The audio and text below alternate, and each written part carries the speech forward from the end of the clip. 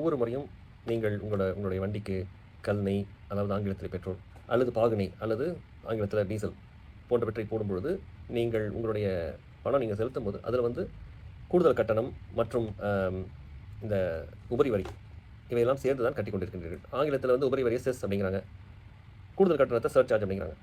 அப்போ இந்த கல்நெய், பாகுநெய் இவற்றை நீங்கள் வாங்கும்பொழுது இதற்கான பணம் வந்து மைய அரசாங்கத்துக்கு வந்து கூடுதல் கட்டணமாகவும் உபரி வரியாகவும் செல்கின்றது. அதே போல் நீங்கள் வந்து பல செலவுகளை தமிழ்நாட்டில் நீங்கள் கட்டம் செய்யும் பொழுது வரியாக மைய அரசாங்கம் உபரி வரி என்ற ஒரு வகையிலும் கூடுதல் கட்டணம் என்ற வகையிலும் வசூலிக்கின்றது. ஆனால் இதில் வந்து ஒரு காசு கூட தமிழ்நாட்டுக்கு திரும்ப தருவதில்லை. ஏனென்றால் இவற்றை வந்து பகிரக்கூடிய வரி வகைகள் என்ற வகைக்கு இதை எடுத்து வெளியே வச்சிருக்காங்க.